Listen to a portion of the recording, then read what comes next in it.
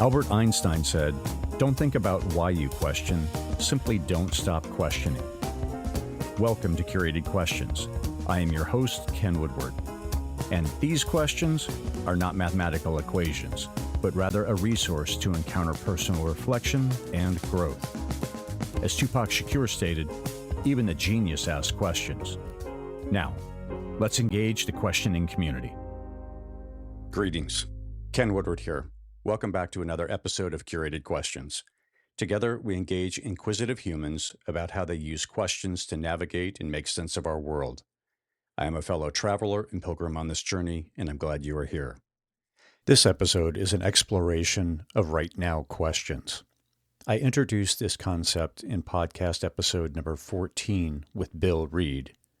The idea is to understand what questions one is asking in one's life right now. These are somewhere between what is for lunch and when and if I will even get married. I devised the concept on a work trip while meditating on the curated questions elements that could be of, quote, of the moment. Most episodes are considered evergreen, meaning current events do not dominate when you press play. In this episode, I pulled right now question clips from several episodes as a compilation and included the first time I asked someone on the street. Future plans include sharing more of these street interviews to continue to learn and be inspired to incorporate questions into our lives from sources we might overlook. Stick around to the end, as there is an invitation for you to participate and to have your right now questions woven into the fabric of the curated questions culture. First up is author Chazz Scott. Chazz, that's C-H-A-Z-Z, published his book Success Starts Within, Achieve Your Potential Through Radical Self-Care in 2023, and is a great example of not limiting himself to one right now question, but more of a family of questions for this season of life. So I think a huge question for me is, what's next? I feel like I'm at a point in my life, I think we're all in stages of change, of transformation every single day. Particularly for me, I had just published my book, which took me about 2.5 years to write. That had been my focus for many years. Now I'm doing speaking engagements and podcasting as well as coaching. But now that the book is out, I'm trying to figure out what's next in my life. And then not only that, this time last year, I had a back injury where I couldn't even walk. I had a L5-S1 disc herniation. So I do a lot of decently mileage runs. I used to do long distance runs like 50 Ks. But when I fell in Great Falls, Virginia, doing a trail run July of last year, and the week after that, I shouldn't have done this, went ahead and ran 6 or 7 miles after that. And I started to develop this sciatica pain. And for those that don't know, sciatica pain is nerve pain that extends down your leg, and it's super uncomfortable. You can't even sleep. I ran 6 or 7 miles after I had fell the week after, and that pain started to turn into that nerve pain the next day. And anyway, during that process of probably close to about 7 or 8 months, I couldn't even walk, had to get the epidural steroid injection. I was in a lot of pain. And I think through that process, I started to have empathy for folks that are in chronic pain, because it's literally the only thing that you're thinking about. So when you talk about thoughts, actions, habits, character, and destiny, the only thought I was thinking about daily was how to remove pain from my life. And chronic pain is something that I don't wish upon anybody. For those that have already experienced it or are experiencing it, I know what it's like. Anyway, I share all that to say I'm back to running daily, but there was a long time where I couldn't sit and meditate. I couldn't run. And those were sort of foundational habits that I recognized that allowed me to show up as my authentic self. So I had to rely on other things to do that.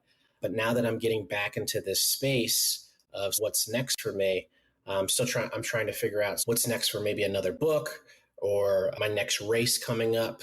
In terms of, I like to challenge myself physically. I just ran a 10 miler last Sunday, the Patriot Run. the race ended in front of George Washington's house. Nice. It was beautiful.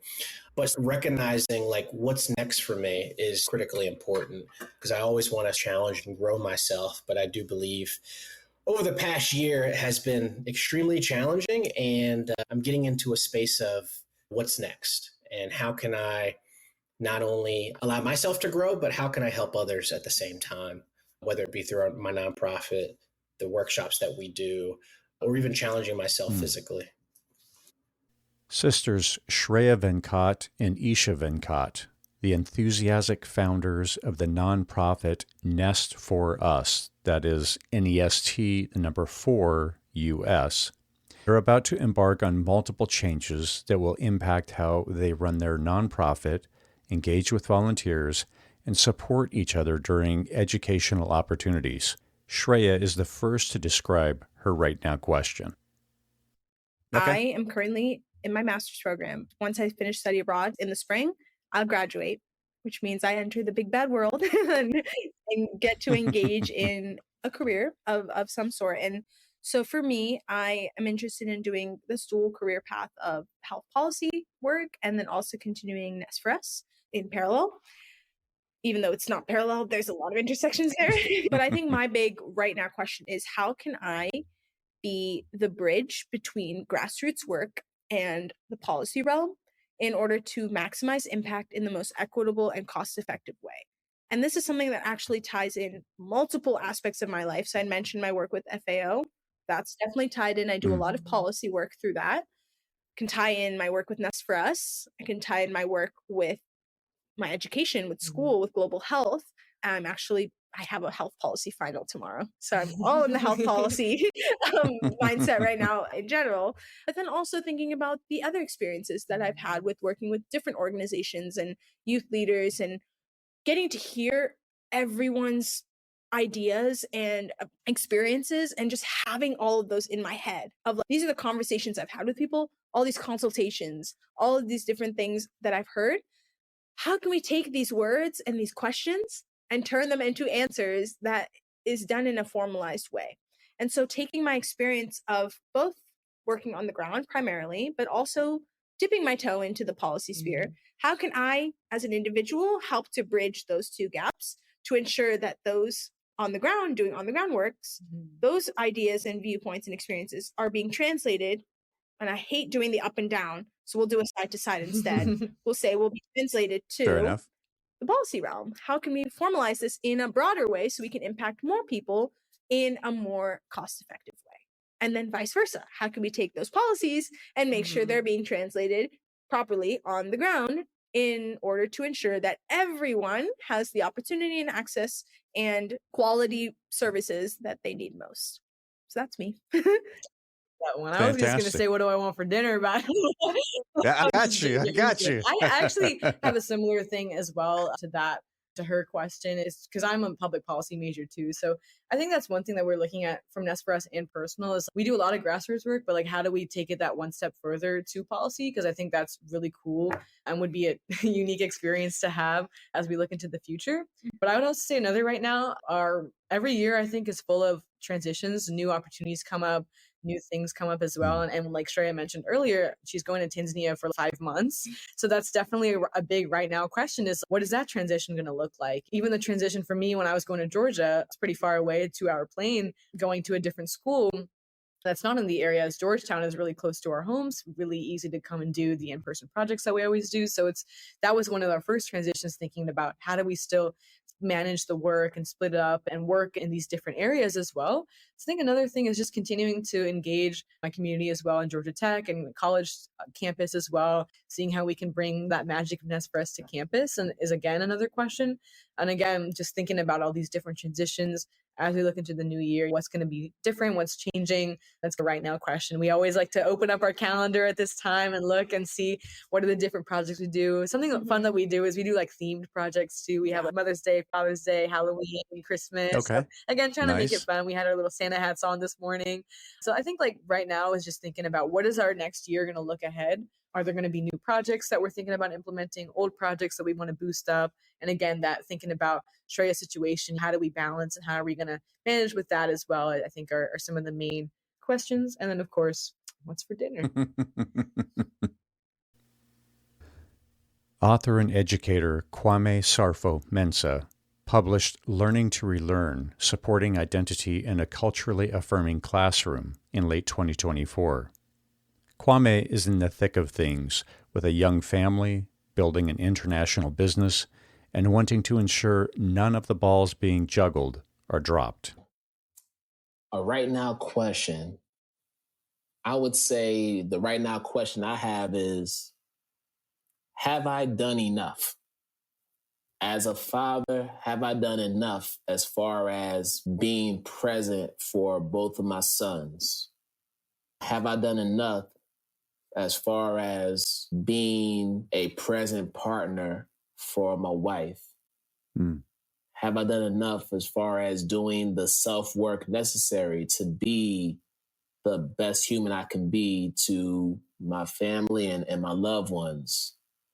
Have I done enough professionally to feel good, or to at least give myself credit for all that I've accomplished? Because I think when you look at this idea of grind culture, we find ourselves working, because we're trying to reach a certain destination or goal, and we never take the time to look back to see what we've accomplished, the milestones we've been able to reach. So for me, the question is, have I done enough? That's a question that continues to stay with me. Business leader Bill Reed is nearing the end of his impactful career, but many of his right now questions have been constant companions throughout his life. Bill demonstrates the concept of when you find a compelling question, hold on to it and allow it to continue to do the work it can achieve. Yeah, so Ken, I like to go deep. I like to connect at the heart level. So I have a question that I love to ask. It's not appropriate in every setting, but it provides a wealth of insight and an opportunity for further understanding with someone. And here it is. It's simply this: what breaks your heart? What just breaks your heart? For me, it's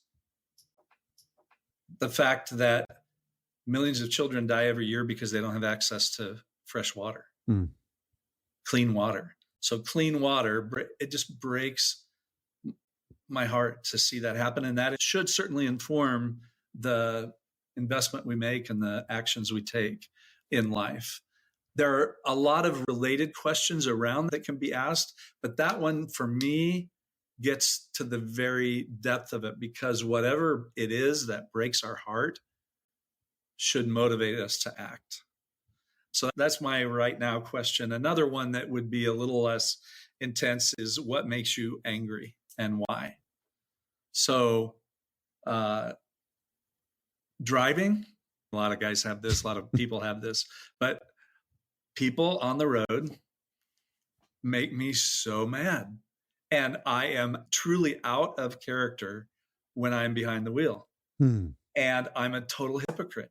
I'll pull out, this happened the other day, pulled out in front of somebody and they honked at me. And I thought, you got to be kidding. Slow down, enjoy life, relax, right? And then I'm driving along, and less than a minute later, somebody pulled out in front of me and I honked at them. And so, I mean, how much more of a hypocrite can you be than that? Yeah. And I think what makes you angry is a middle of the road question that gets quickly to the heart of the emotional piece for someone. The other one that I like a lot is, what are you passionate about? And this is a significant question in my life, because I lived in Omaha, Nebraska. I had a new friend, Rich, at work, and we went to Taco John's, the best taco place in the country. We went to Taco John's for lunch almost every day. And I remember saying to Rich, I remember exactly where we were. I could go back to the booth.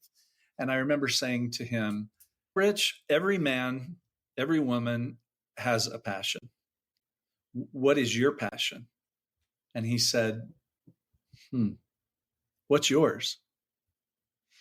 And I couldn't answer the question. I could not answer the question.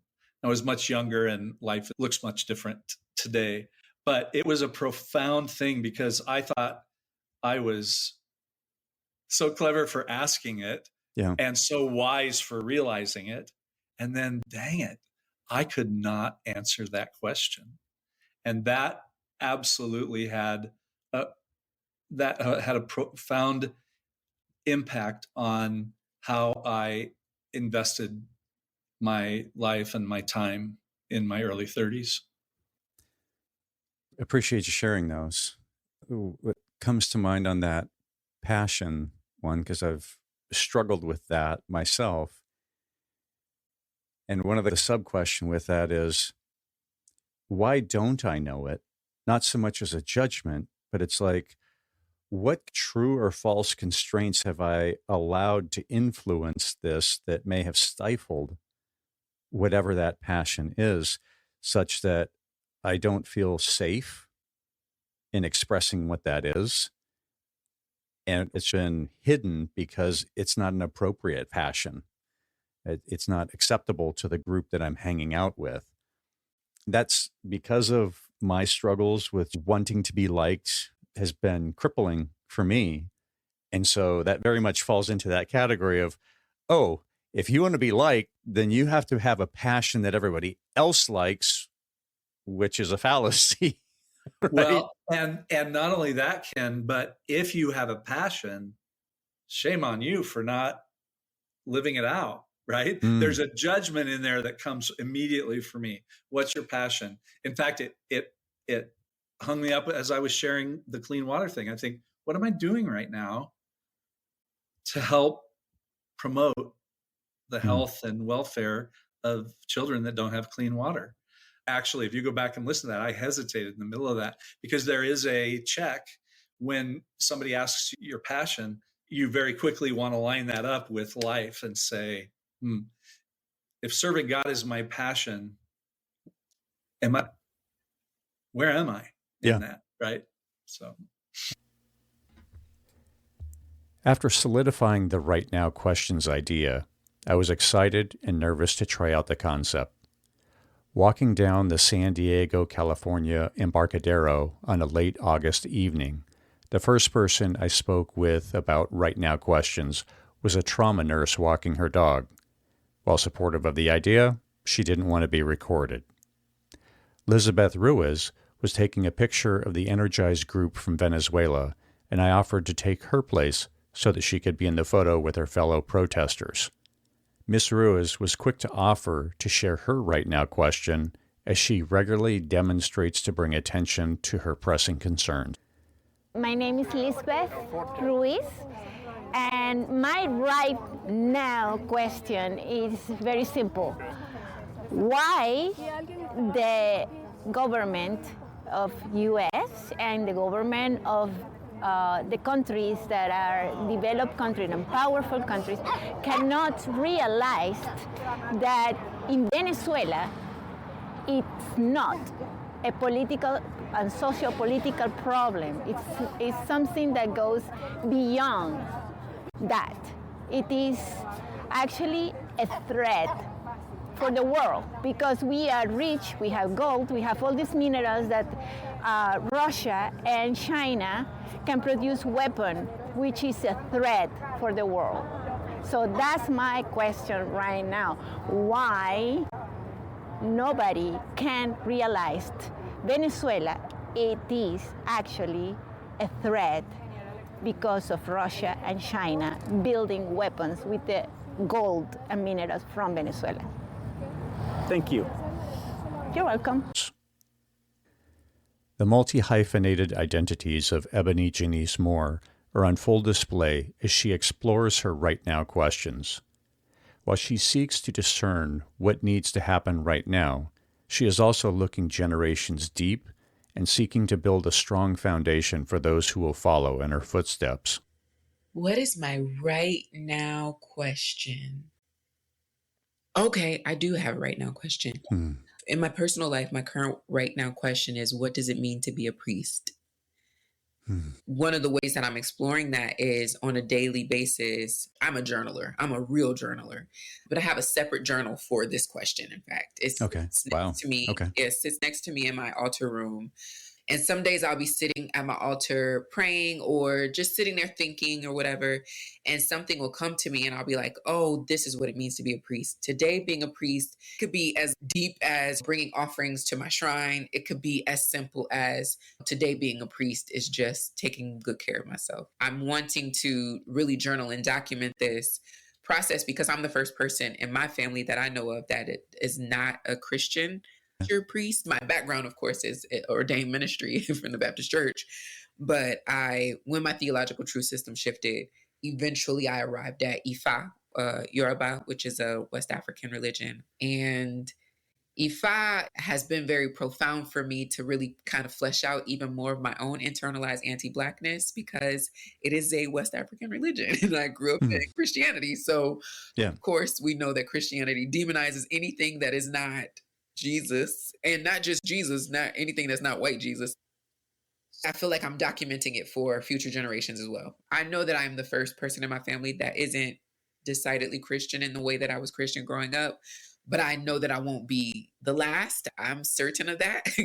There's some, I won't call them out, but there's some people in my family that I could see it. I can, even if they continue, because I'm never trying to evangelize people out of Christianity. I honestly believe that true Christ is a very beautiful path. But I can see some of the questions that there are certain people in my family, some of the questions that they have that will eventually, if they continue on this path, will eventually have them not being the kind of Christian that we grew up being taught to be. Gotcha. So whether that's for those that are coming behind me that are currently alive, and or those that are coming behind me, should I have children out of my body one day, and or the kids that I've been raising, right, my nephew, in the future, if they arrive at a not Christocentric reality for themselves and they are interested in African spirituality, they have an aunt that has been contributing. This is tangibly what it looks like. This is, and I'm saying this out loud. I'm very grateful for this question because I haven't talked about this out loud yet, but saying this out loud is making me really kind of emotional to think about the fact that they will have a really decolonized introduction to West African religion or this African spirituality, this African technology, because I'm really thinking about it on a daily basis. What does it mean to be a priest in very practical ways, right? I'm not talking about blood sacrifice, even though that is, part of a goat or two may have been sacrificed in the making of this priesthood, but I'm not talking about that on a daily basis in my journal. I'm talking about good character.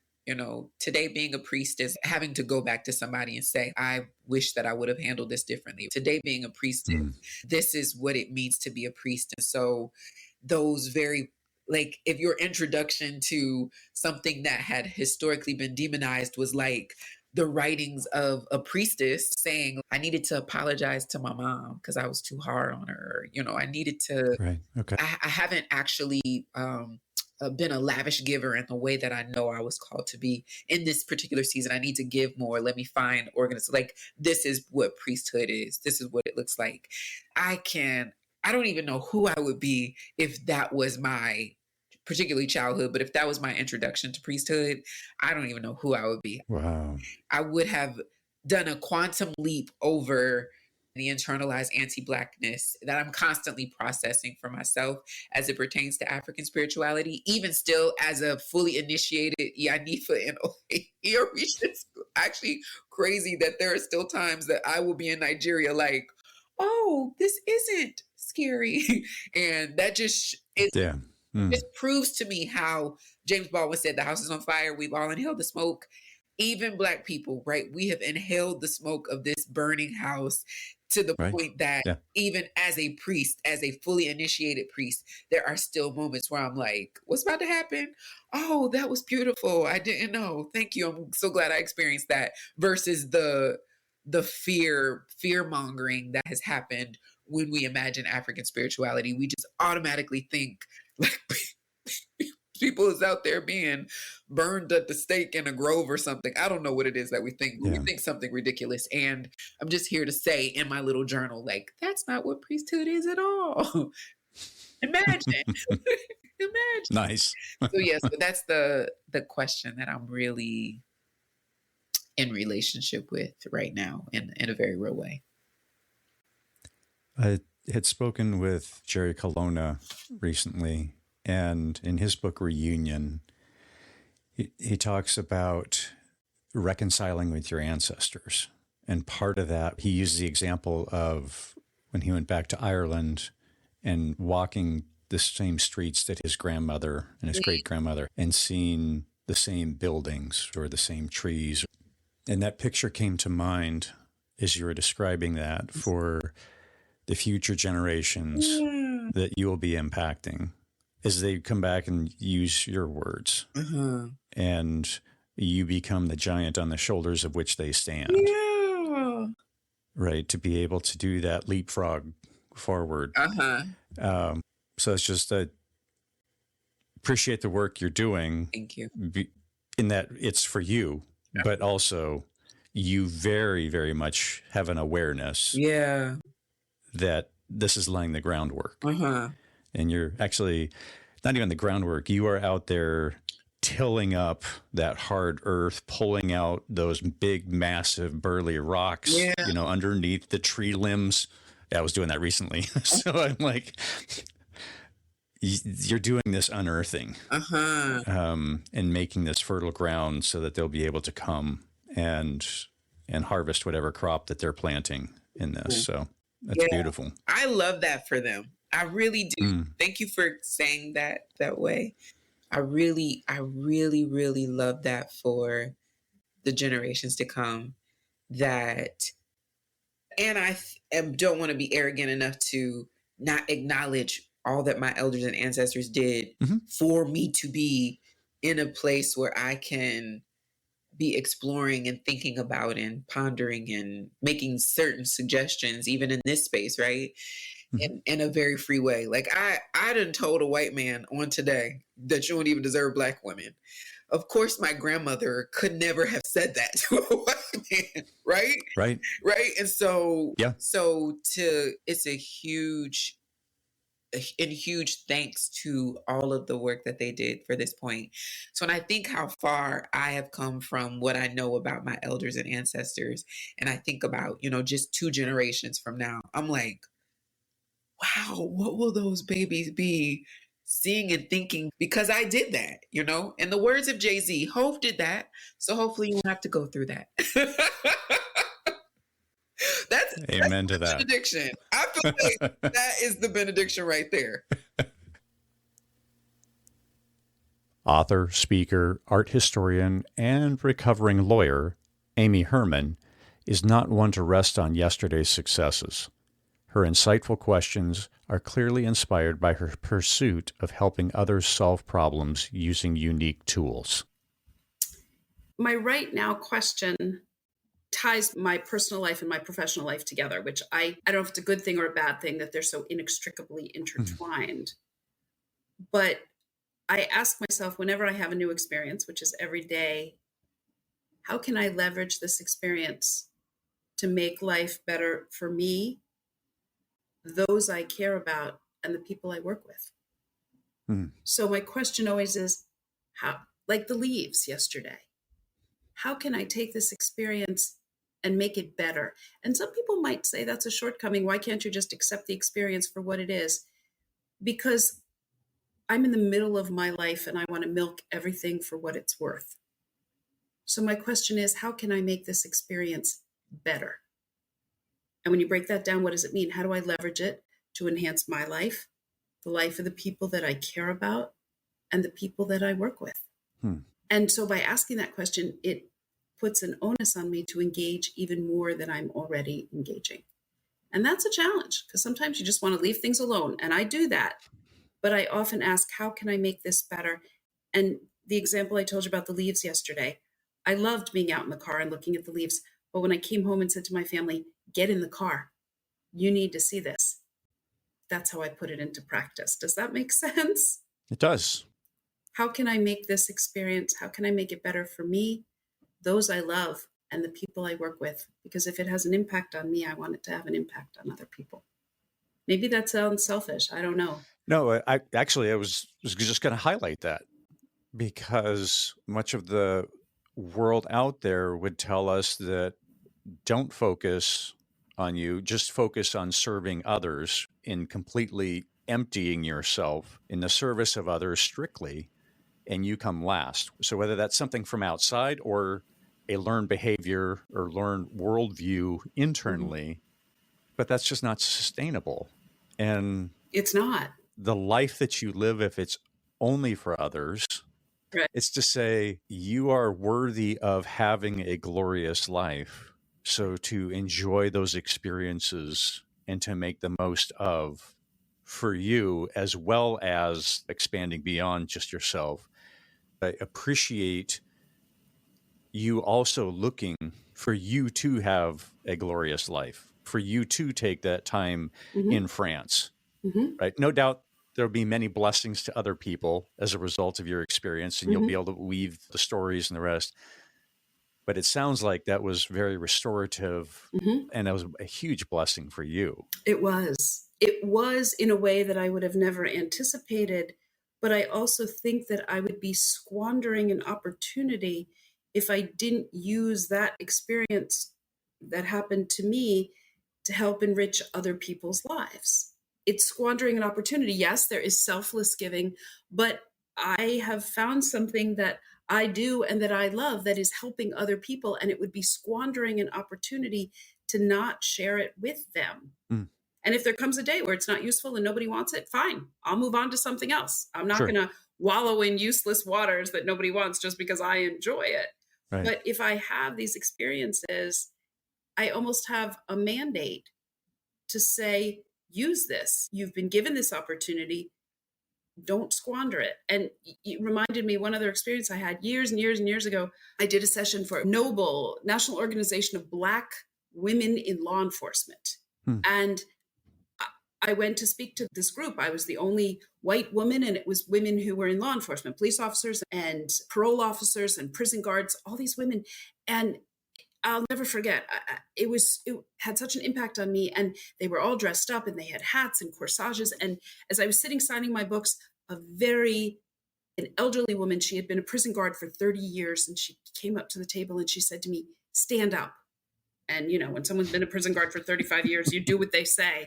And I stood up and she took me by the shoulders and she said to me, "God has given you a gift. Don't you dare squander it." And I will never forget that moment.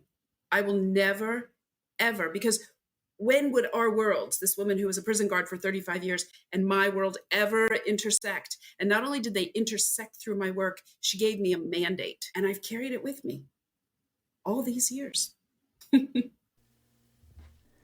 Finally, author and executive coach Jerry Colonna reflects on his season of life, what his grown children are doing, and shares what he had been journaling the morning we were in conversation as his offering of a right now question. So what questions are you working through or living with right now that you would consider your right now questions? Well, you know, I was actually journaling a little bit about this morning, not so much about this question, but about where I am right now. I have an older son. My oldest son, Sam, is 34, and he and his girlfriend were just visiting with us this weekend. And it's very clear that all of us in the system are in this sort of liminal space of another transition. And it's really lovely. And it's a little disorienting. Emma, about whom I wrote in Reunion, my daughter who challenges me, she got married in September. My youngest son, who got married last December, he and his wife are on a trip to Japan today for 3 weeks. There's transitions all around. And so when I think about your question, what I think about is really, what is to become of me? Not in a woeful way, but just really out of curiosity. And what will I be like a year from now? That's the question. As we have heard, No one right now question fits everyone. Hearing the diversity is precisely the point, and what makes listening such a great experience. In preparing guests for our discussions, I introduced this concept before recording. I wait until the end of the conversation to ask, so engaging with questions allows the concept to blossom. If you're a regular listener, then you probably have your own set of questions you rely on to navigate life. I hope this review has given you a few more to add to your list. At the opening, I mentioned an offer to participate in the Right Now Questions journey. I invite you to email a 60-second audio clip sharing your Right Now question to info@curatedquestions.com/RNQ for Right Now Questions for inclusion on follow-on episodes. The Right Now question clips submitted and street conversations will be added to the regular episode rotation. Worthy questions are too beneficial to keep to ourselves. I gotta say, I do enjoy splashing around the deep end of the questions pool. To those on the other side of the speakers, thank you for being here. Remember to be a light to yourself and those around you. Gratitude shout out to Beauty Pill for the show's music and producer Ben Ford for the technical help. This episode was recorded on Piscataway land. 2025 is all about letting others know about the Curated Questions resource. Your engagement is what informs the algorithm that this podcast is worth introducing to new folks.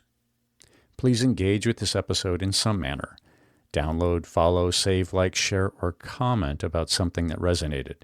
This action ensures we are engaging the questioning community. Until next time, keep questioning.